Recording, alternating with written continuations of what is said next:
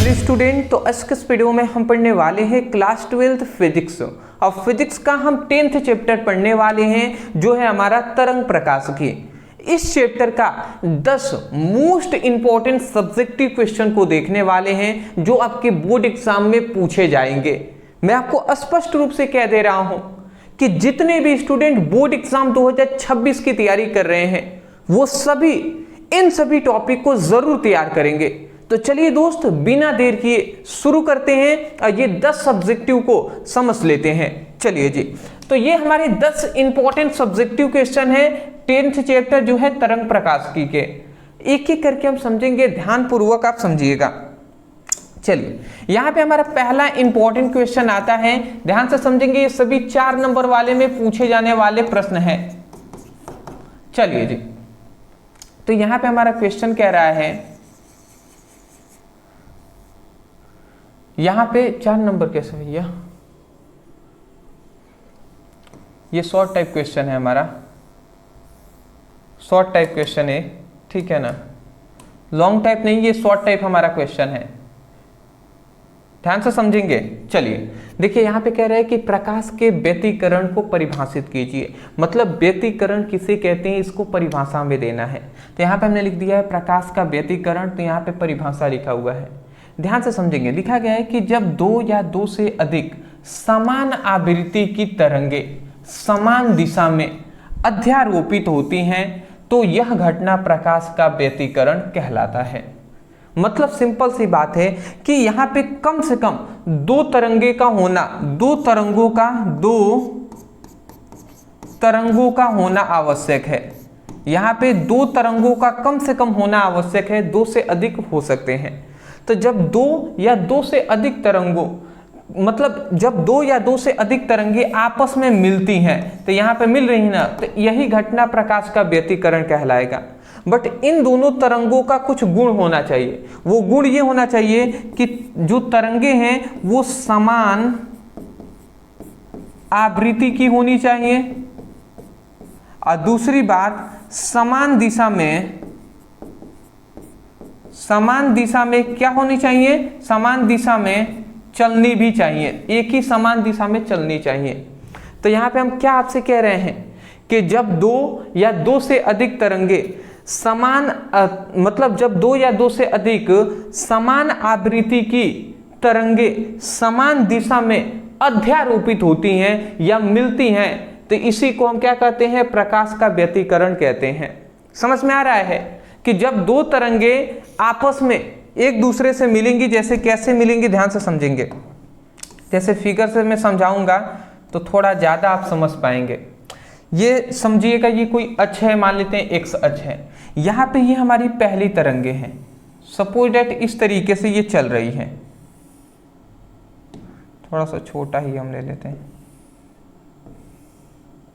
Suppose that ये ऐसे ये तरंगे चल रही हैं, और दूसरी जो तरंगे हैं वो जस्ट इस तरीके से चल रही हैं, और ये तरंगे आकर यहीं पर मिल जा रही हैं।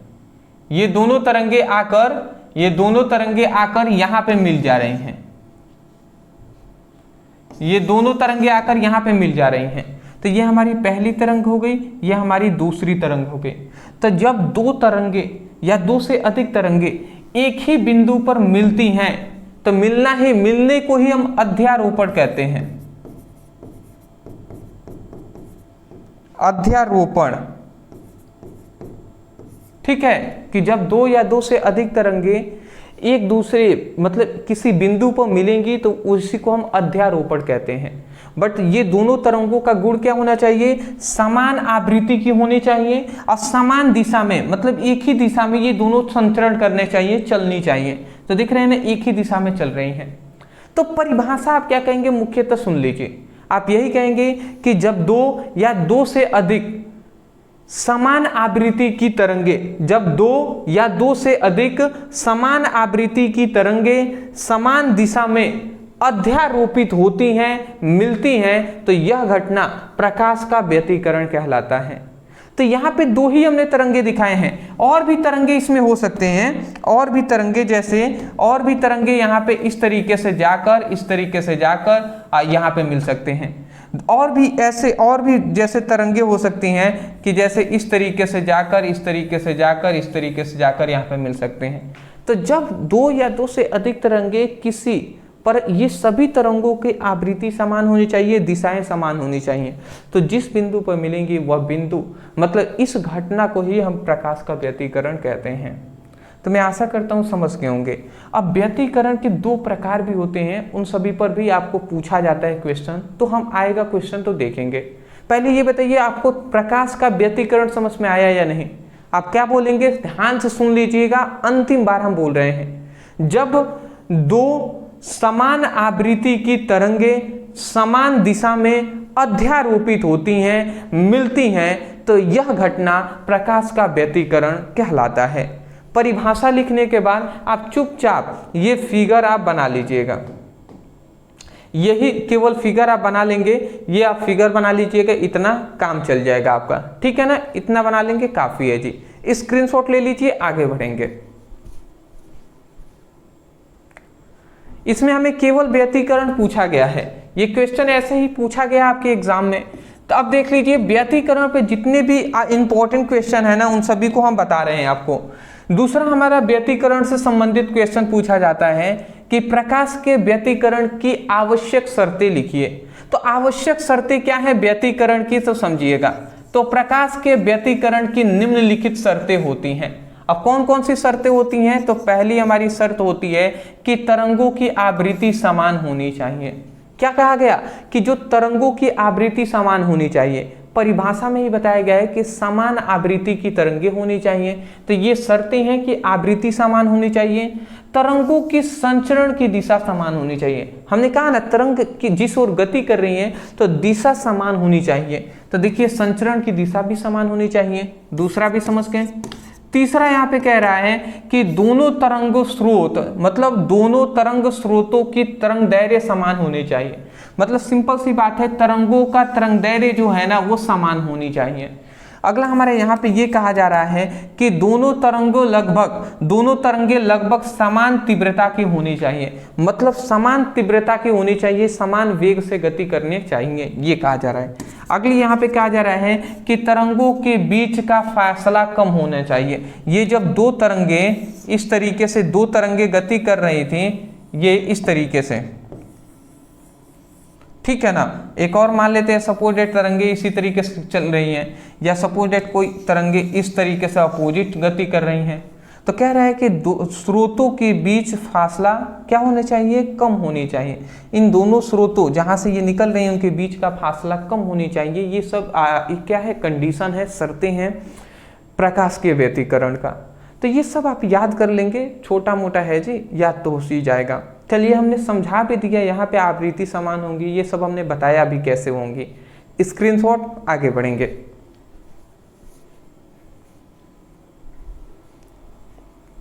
नेक्स्ट हमारा आता है तीसरा, व्यतिकरण पर तीसरा और अंतिम हमारा ये क्वेश्चन है जो कि व्यतिकरण से संबंधित है। तो एक एक करके हम अच्छे से डिटेल में समझेंगे। यहाँ पे कह रहा है कि संपोषी व्यतिकरण और विनाशी व्यतिकरण को परिभाषित कीजिए। अब संपोषी व्यतिकरण क्या होता है, विनाशी व्यतिकरण क्या होता है, समझिएगा। संपोषी व्यतिकरण, उसके बाद विनाशीय समझेंगे। ये व्यतिकरण के दो प्रकार होते हैं, संपोषी व्यतिकरण और विनाशीय व्यतिकरण। संपोषी व्यतिकरण सबसे पहले समझ लेते हैं। देखिए यहाँ पे परिभाषा थोड़ा सा बड़ा है पर ध्यान से समझेंगे।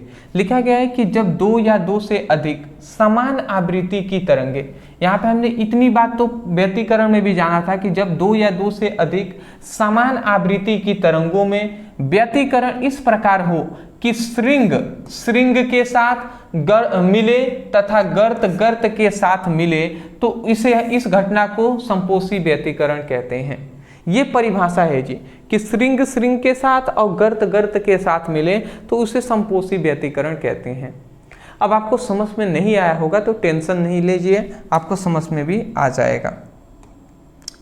जैसे सपोज डेट, ये ध्यान से समझेंगे।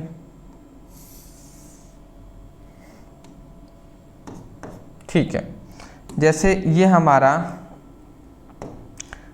हमारा पहली प्रकाश तरंगे हैं। सपोज डेट ऐसा हम मान लेते हैं। ठीक है, अब दूसरा यहाँ पे हम ले लेते हैं, दूसरा यहाँ पे है ये हमारी तरंगे। ठीक है, अब देखिए यहाँ पे क्या हो रहा है, यहाँ पे अगर ध्यान से आप समझें तो यहाँ पे दोनों ये प्रकाश तरंगे, ये तरंगे मिल रही हैं, तो यहाँ पे व्यतिकरण की घटना हो रही है। तो हम ये कह रहे हैं कि जब दो तरंगे, जब दो या दो से अधिक समान आवृत्ति की तरंगे, आवृत्ति क्या है, इनकी आवृत्ति समान होगी, आवृत्ति क्या है, समान है। इतनी बात आपको पता है कि दिशा भी समान होगी, तभी तो व्यतिकरण हो रहा है, नहीं तो व्यतिकरण हम कहते ही नहीं। अब व्यतिकरण के यह प्रकार है, इसका मतलब व्यतिकरण तो हो रहा है।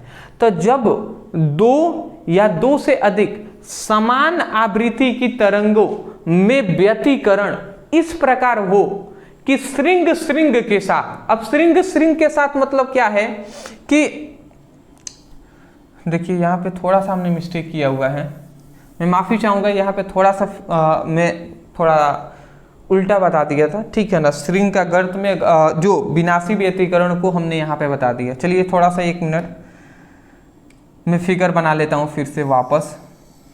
ऐसे ही हमने बनाया था कुछ, ठीक है ना, ऐसे ही कुछ बनाया था।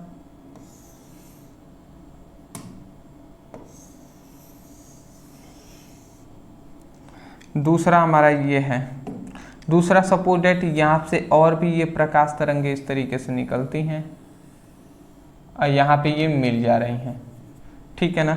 ये रेखा हम थोड़ा सा और भी चाहें तो बढ़ा सकते हैं, ठीक है ना। सपोज दैट यहाँ पे मिल जा रही हैं ये सब। तो यहाँ पे देखिए, यहाँ पर भी दो तरंगे गति करती हुई गई। देखिए इनकी आवृत्ति भी समान है और दिशाएं भी इक्वल है, दिशाएं भी समान है, देख रहे हैं ना, दिशा भी एक ही दिशा में गति इसी ओर कर रही हैं। तो ये इस बिंदु पर मिल रही है, इसका मतलब व्यतिकरण हो रहा है। तो हम यही कहेंगे कि जब दो या दो से अधिक समान आवृत्ति की तरंगों में व्यतिकरण इस प्रकार हो कि श्रृंग श्रृंग के साथ, श्रृंग किसे कहते हैं समझिएगा, जो ये ऊपर लाइन उठा हुआ है पहली तरंग का, तो इसी को हम श्रृंग कहते हैं, इसी को हम श्रृंग कहते हैं जी, ठीक है ना, इसी को श्रृंग कहते हैं। तो पहली तरंग का जो श्रृंग है, मतलब पहली तरंग का श्रृंग है, आप देखेंगे दूसरे तरंग के भी श्रृंग से मिल रहा है। और जो पहली तरंग का जो हमारा नीचे वाले को गर्त कहते हैं, नीचे वाले को गर्त कहते हैं, तो पहली तरंग का जो गर्त है ना, वो दूसरी तरंग के भी गर्त से मिल रहा है। फिर से इसमें भी देखेंगे पहली तरंग का जो श्रृंग है वो दूसरी तरंग के श्रृंग से मिल रहा है, और पहली तरंग का जो गर्त है ना, वो दूसरी तरंग के गर्त से मिल रहा है। तो यही हम कह रहे हैं कि श्रृंग श्रृंग से मिल रहा है और गर्त गर्त से मिल रहा है। तो जब दो या दो से अधिक तरंगों में व्यतिकरण इस प्रकार हो कि पहली तरंग का मतलब इस प्रकार हो कि श्रृंग श्रृंग के साथ और गर्त गर्त के साथ मिले, तो यह घटना संपोषी व्यतिकरण कहलाता है। समझ गए ना, पहली तरंग का जो श्रृंग है वो दूसरी तरंग के भी श्रृंग से मिले, दूसरी तरंग के श्रृंग से मिले, ठीक है, और पहली तरंग का जो गर्त है वो दूसरी तरंग के भी गर्त से मिले।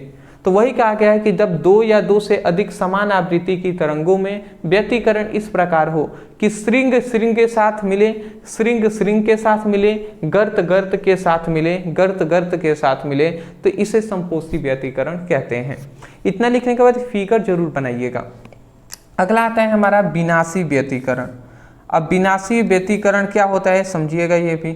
तो यहाँ पे लिखा गया है, ध्यान से समझेंगे, यहाँ पे क्या लिखा गया है, जब दो या दो से अधिक समान आवृत्ति की तरंगों में व्यतिकरण इस प्रकार हो कि प्रथम तरंगों का श्रृंग दूसरे तरंगों के गर्त से मिले, तो इस प्रकार के व्यतिकरण को विनाशी व्यतिकरण कहते हैं। फिगर से हम आपको समझा देते हैं।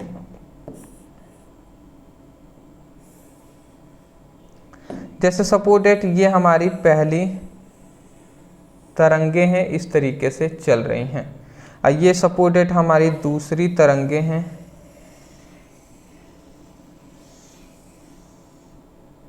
ठीक है ना। यहाँ पे ध्यान से समझेंगे तो यहाँ पे अगर आप देख रहे होंगे तो ये हमारी देखिए पहली तरंग का ये क्या है, श्रृंग है, और दूसरी तरंग के देख सकते हैं गर्त से मिल रहा है।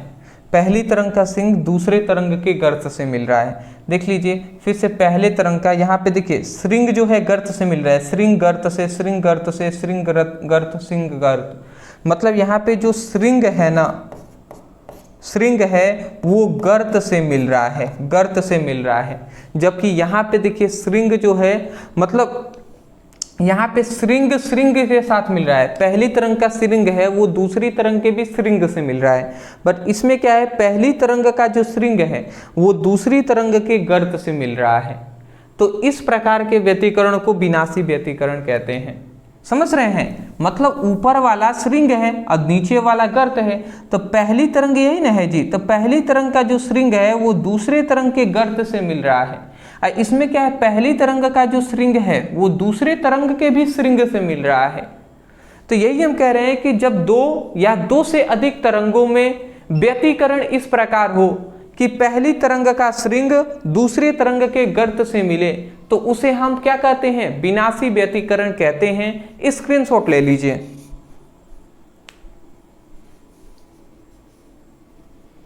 चलिए जी,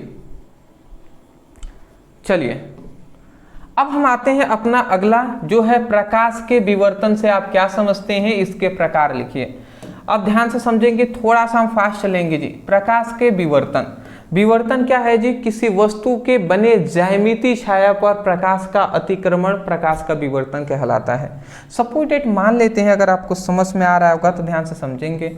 यहाँ पे एक हम वस्तु बना लेते हैं, ये हमने एक वस्तु बना लिया, यहाँ पे हम एक स्रोत मान लेते हैं। इस स्रोत से क्या निकल रहा है, इस स्रोत ये है, यहाँ से प्रकाश निकल रहे हैं। अब इस स्रोत से ये प्रकाश निकला और इस तरीके से प्रकाश तरंगों के रूप में गति करते हैं। हाइगेंस के अनुसार हम जानते हैं, हाइगेंस के अनुसार हमने क्या जाना है अभी तक, हाइगेंस के अनुसार उन्होंने यही ना बताया है जी इस चैप्टर में कि प्रकाश तरंगों के रूप में गति करते हैं। तो तरंग इसी तरीके से न गति करेंगे जी, तरंग इस तरीके से, तो यही इस तरीके से मुड़ गया है, यही इस तरीके से गया है फिर मुड़ा हुआ है।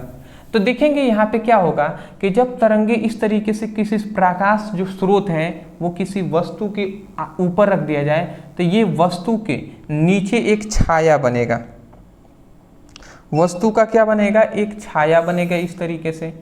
अब ये जो छाया है ना, आप देखेंगे तो यहाँ पे नीचे क्या होगा, तो यहाँ पे नीचे एक गहरा टाइप का इस तरीके से हो जाता है साइड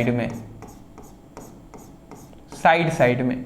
तो यहाँ पे इसका मतलब क्या हुआ कि ये तरंगे तो आ रही हैं, कुछ तो इस पे पड़ नहीं रही हैं, सीधा ये जा रही हैं इस तरीके से मुड़ रही हैं, तो इस वस्तु का यहाँ पे प्रकाश पड़ा नहीं, इसीलिए इसका नीचे यहाँ पे प्रतिबिंब बन गया है। मतलब ये हमारा वस्तु है और ये क्या है, ज्यामिति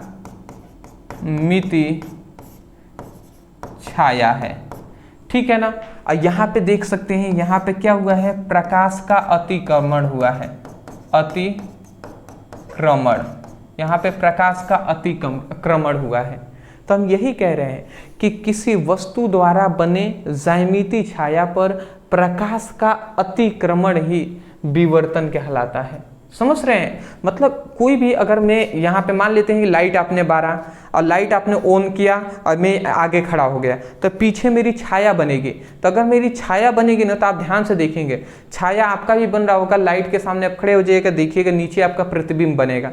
तो उसके साइड में आप देखेंगे ना, तो वहाँ पे गहरा ज़्यादा होगा, आपके साइड जो कॉर्नर होगा वहाँ पे ज़्यादा आपका क्या होगा, मतलब कह सकते हैं गाढ़ापन ज्यादा होगा। तो वही प्रकाश का क्या है, विवर्तन है जी।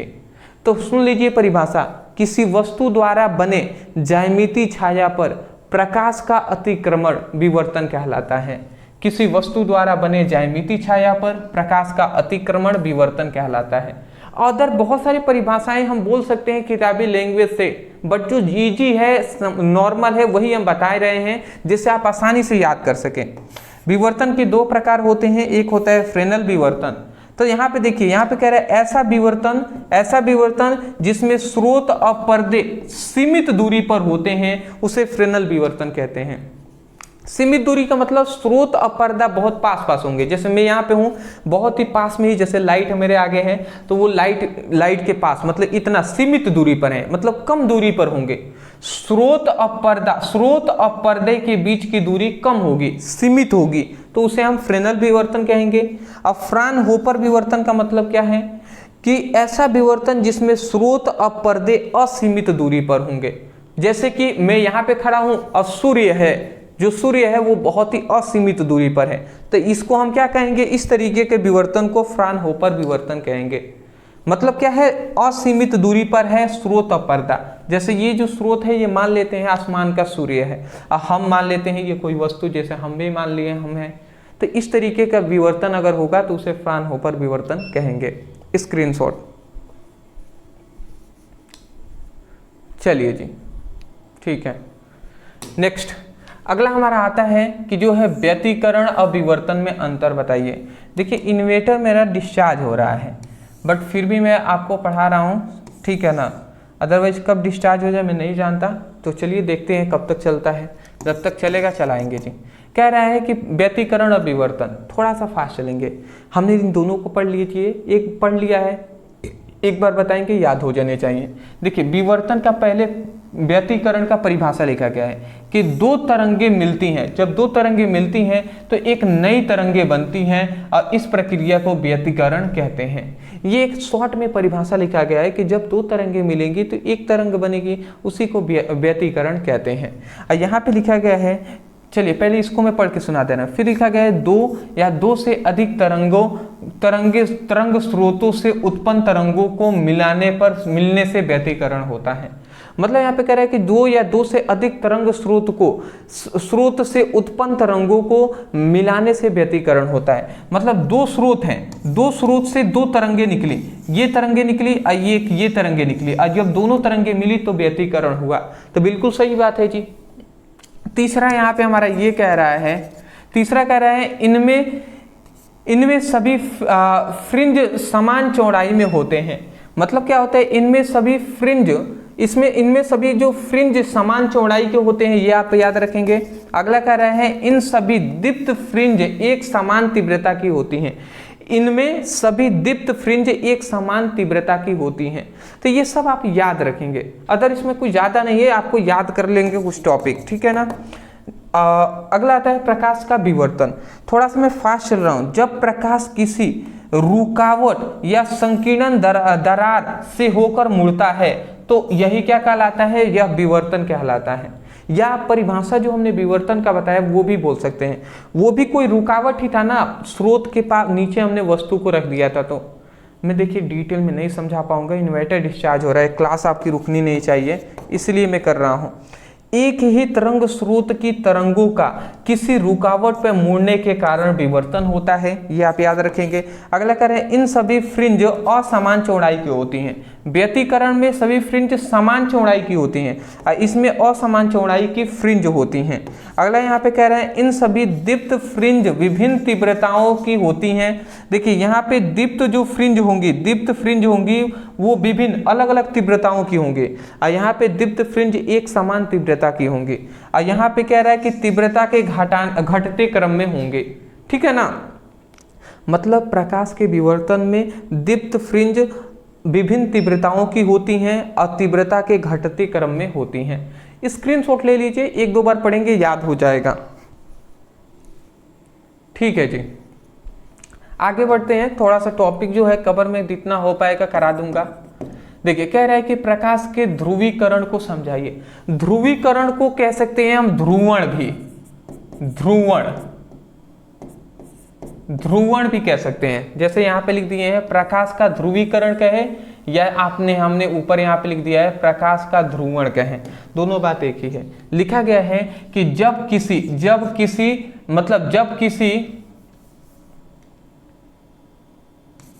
यहाँ पे और नहीं रहेगा, जब किसी प्रकाशित, मतलब अप्रकाशित यहाँ पे होना चाहिए। मतलब यहाँ पे देखिए यहाँ पे अप्रकाशित होना चाहिए, मैं कह ही रहा हूं अ होना चाहिए। तो जब किसी अप्रकाशित प्रकाश को ऐसे फिल्टर से गुजारा जाता है कि वह केवल एक ही दिशा में कंपन करता है, करते हुए आगे बढ़ता है, तो इसी ध्रुवित प्रकाश कहते हैं, और यह घटना ही क्या कहलाता है? ध्रुवण कहलाता है। चलिए जितना होगा पढ़ाया जाएगा, बट थोड़ा सा मैं प्यार से आपको समझाना चाहूँगा, ठीक है ना? हबड़ाई करूँगा समझ में नहीं आएगा, ठीक है ना? घबराएंगे नहीं जी, आराम से समझेंगे।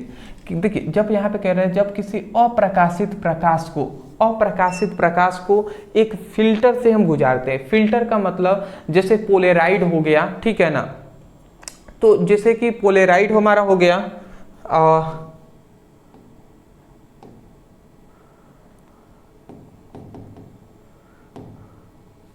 यहाँ पे है, अभी बहुत देखना है। देखिए यहाँ पे जैसे कि हम कोई पोलेराइड है, ठीक है ना? ये सपोर्टेड ऐसे ही हम नॉर्मल बना दे रहे हैं, ठीक है? जैसे कि ये एक पोलेराइड है, पोलेराइड को हम ऐसे फिल्टर एक कह दे रहे हैं। तो यहाँ पे कह रहे हैं कि जब किसी प्रकाश को, अप्रकाशित प्रकाश को किसी पोलेराइड से गुजारा जाता है, ये पोलेराइड है, तो इससे अगर हम गुजारते हैं इस तरीके से, तो किसी पोलेराइड से गुजारा जाता है तो वह केवल एक ही दिशा में कंपन करते हुए आगे बढ़ता है। तो ये क्या करता है? इस तरीके से करेगा, पर एक ही दिशा में इसी दिशा में आगे कंपन करते हुए आगे बढ़ेगा, ठीक है ना? तो इस प्रकाश को ही हम क्या कहेंगे? ध्रुवित प्रकाश कहेंगे। ध्रुवित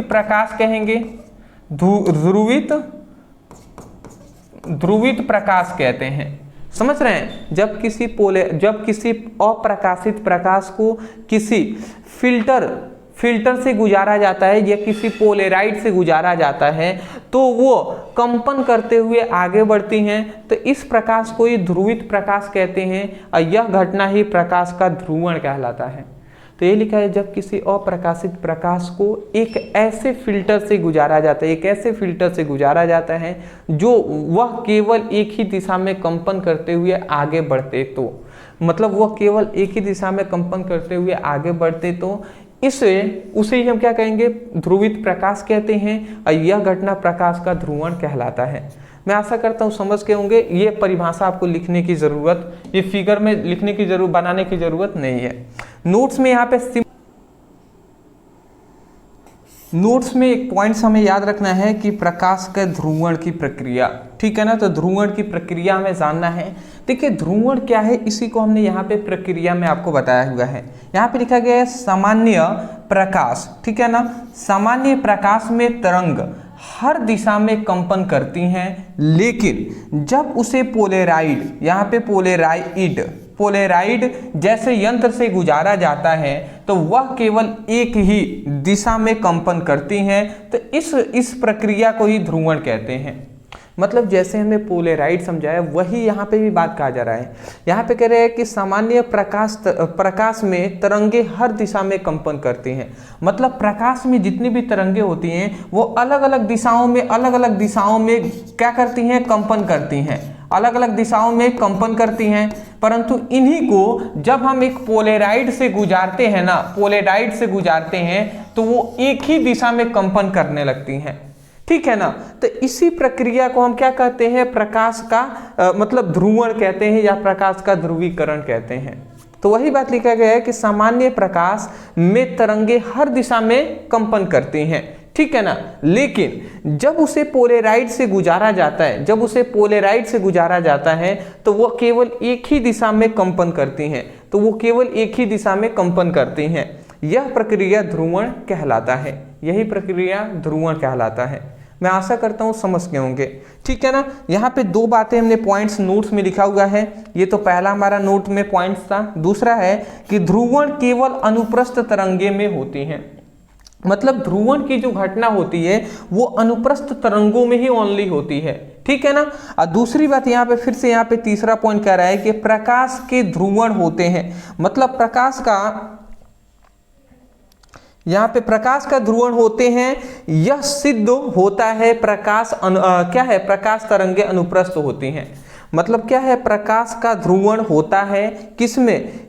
मतलब जो हम कह सकते हैं अनुप्रस्थ तरंगे होती हैं, वो क्या होता है, प्रकाश के ध्रुवण में होती हैं, ठीक है ना। तो यही आपसे कहा जा रहा है कि ये सिद्ध हो गया इसी से कि ध्रुवण की जो घटना होगी ना केवल अनुप्रस्थ तरंगों में होंगी। इसी से ये सिद्ध हो गया कि प्रकाश का जो ध्रुवण है ये क्या है, ये प्रकाश तरंग मतलब क्या है, अनुप्रस्थ तरंगे होती हैं, ठीक है ना। तो ये सिद्ध होता है।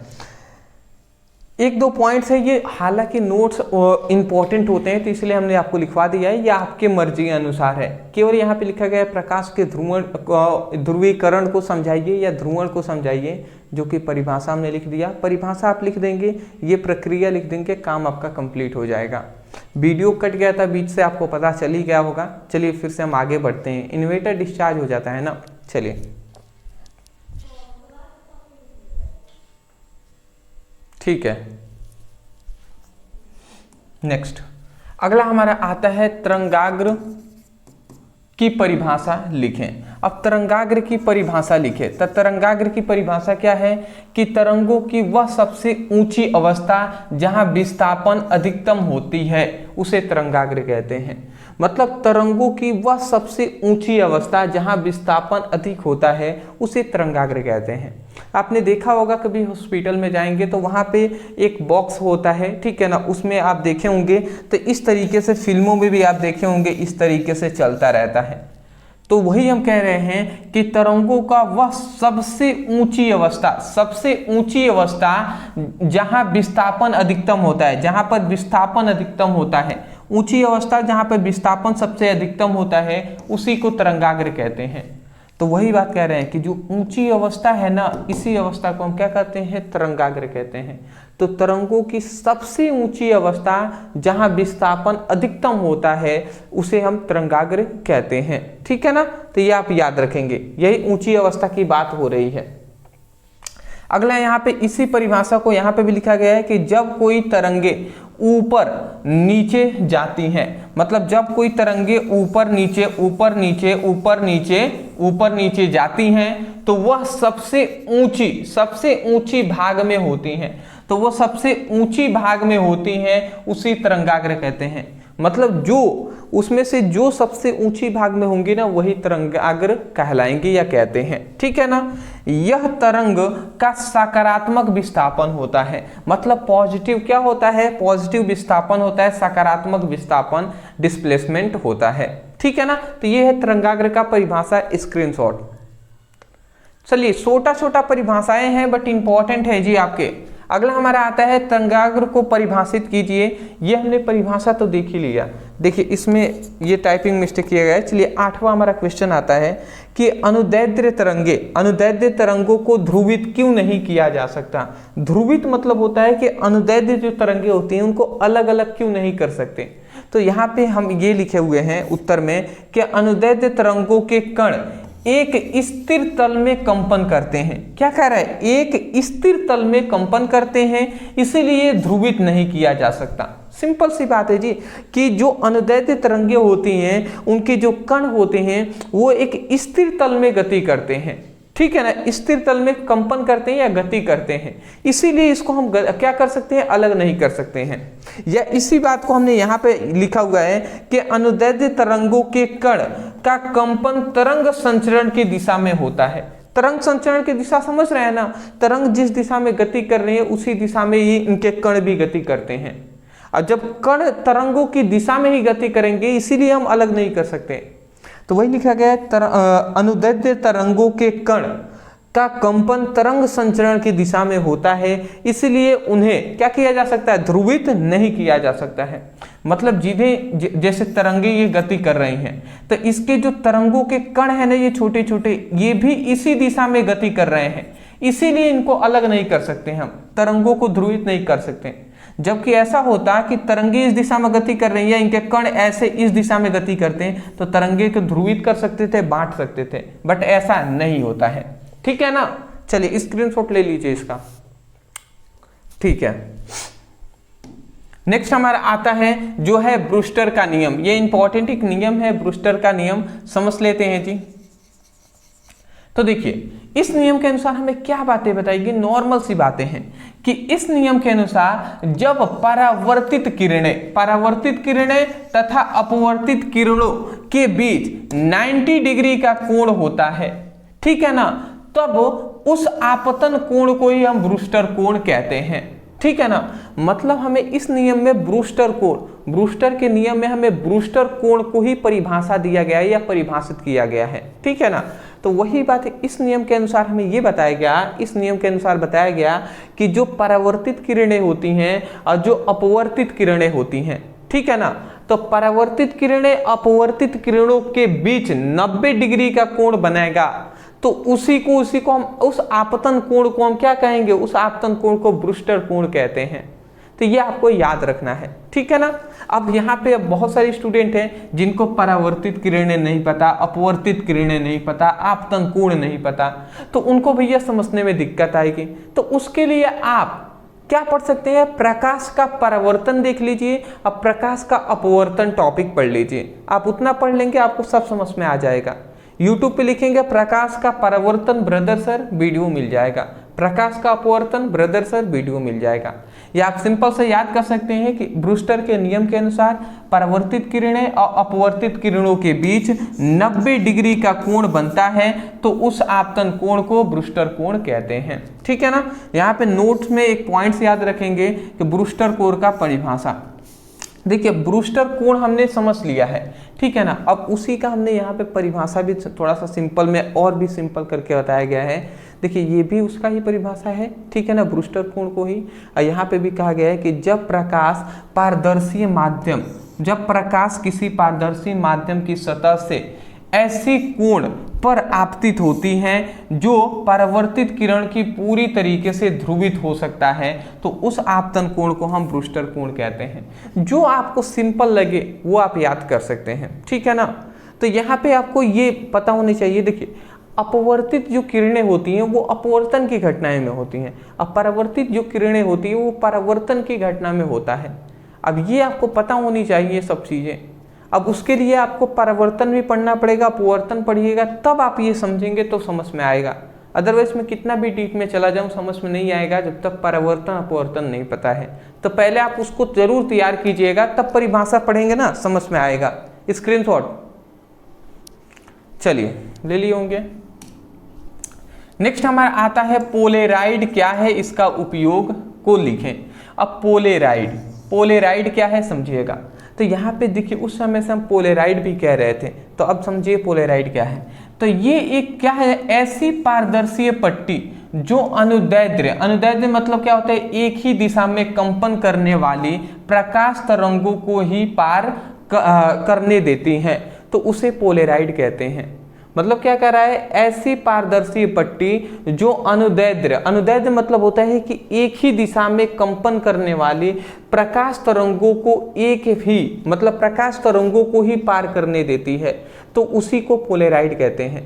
मतलब ऐसी पारदर्शी पट्टी कहें या ऐसी पारदर्शी हम माध्यम कह सकते हैं, माध्यम नहीं एक पट्टी कह सकते हैं या वस्तु, जो क्या करते हैं, जो अनुदैर्ध्य मतलब कि मान लेते हैं ये एक प्रकाश किरणें हैं, इस तरीके से सभी दिशाओं में ये फैल रही हैं, ठीक है ना। और जब इन सभी को अगर हम इससे गुजारें तो ये एक ही दिशा में क्या होंगी, एक ही दिशा में संचरण करते हुए निकले। तो वही कह रहा है कि जब पारदर्शी पट्टी से अनुदैर्ध्य मतलब एक ही दिशा में कंपन करने वाली प्रकाश तरंगों को पार करने देती है।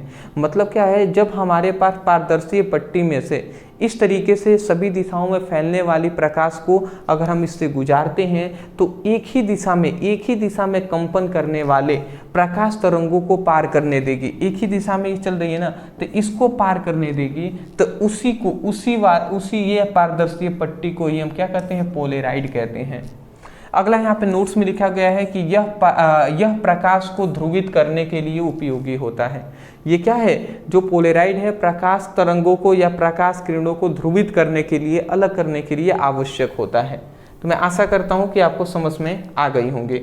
उपयोग में यहाँ पे लिख लीजिए कि इसके निम्नलिखित उपयोग होते हैं। सबसे पहला इसका उपयोग क्या है, ध्रुवित प्रकाश प्राप्त करने में किया जाता है। दूसरा यहाँ पे है कि कमरे में चमक हटाने में, ठीक है ना। जो चमक हटाने में किया जाता है। अगला आता है 3D फिल्मों की विशेष चश्मे में किया जाता है, ठीक है ना। अगला हमारा आता है विज्ञान प्रयोग में ध्रुवण सिद्ध करने के लिए किया जाता है। तो ध्रुवित प्रकाश प्राप्त करने में, ठीक है ना, सबसे पहले ध्रुवित प्रकाश प्राप्त करने में। अगला जो कैमरा जो होता है, कैमरे में चमक हटाने के लिए, जो कैमरे में चमक आ जाता है, लाइट का रिफ्लेक्ट आ जाता है, उसको हटाने में। 3D फिल्म की विशेष चश्मे में किया जाता है। अब विज्ञान प्रयोग में ध्रुवण सिद्ध करने में किया जाता है। ये सब इसका उपयोग है, लिख लीजिएगा, स्क्रीनशॉट ले लीजिए ना। चलिए जी, अब अंतिम हम अपना यहाँ पे 3 इम्पॉर्टेंट, ये अभी तक हमने 10 इम्पॉर्टेंट हमने देख लिया। ये सभी जितना भी हमने बताया शॉर्ट टाइप क्वेश्चन थे जो आपके पूछा जाता है। और ये हमारा लॉन्ग टाइप क्वेश्चन है तीनों। सबसे पहले हाइगेंस के द्वितीयक तरंगिकाओं के सिद्धांत पर प्रकाश का परावर्तन की व्याख्या करें, ये एक टॉपिक है हमारा। अब वही बात फिर से, हाइगेंस के द्वितीयक तरंगिकाओं के सिद्धांत के आधार पर प्रकाश के अपवर्तन की व्याख्या करें, 2 हो गया। यंग के द्विछिद्रिक प्रयोग से प्राप्त फ्रिंज चौड़ाई का व्यंजक प्राप्त करें। तो ये हमारा 3 VBI टॉपिक है जो लॉन्ग टाइप क्वेश्चन है, जिसको आपको तैयार करना है। आप इसको पढ़ना चाहते हैं, प्रत्येक टॉपिक कम से कम 20 से 25 मिनट लगेंगे, इसलिए मैंने इसके लिए पर्सनली वीडियो बनाया हुआ है। तो अगर आप इसको पढ़ना चाहते हैं तो यूट्यूब पे लिखिएगा हाइगेंस के द्वितीयक तरंगिकाओं के सिद्धांत के आधार पर प्रकाश का परावर्तन, और उसके बाद आप लिख दीजिएगा ब्रदर सर, इतना लिखकर सर्च करेंगे वीडियो मिल जाएगा। ऐसे ही इसको भी लिखकर अंत में ब्रदर सर लिखकर सर्च कर लीजिएगा, इसको भी लिखकर ब्रदर सर लिखकर सर्च कर लीजिएगा। ऐसे सर्च करेंगे वीडियो हमारी मिल जाएगा, वहाँ से आप अच्छे तरीके से पढ़ाई कर सकते हैं। तो आज का ये वीडियो हमारा यहीं पे समाप्त होता है, और मैंने पूरी तरीके से कोशिश किया है कि आपको आसानी तरीके से समझ में आ जाए। अदरवाइज वीडियो पसंद आया है तो लाइक कीजिएगा, चैनल पे नए होंगे तो सब्सक्राइब कर लीजिएगा। डिस्क्रिप्शन बॉक्स में लिंक है, आप जाइए वहाँ से क्लिक करके अपनी अच्छे तरीके से पढ़ाई कीजिए, ठीक है ना। Thank you so much for watching this video, thank you.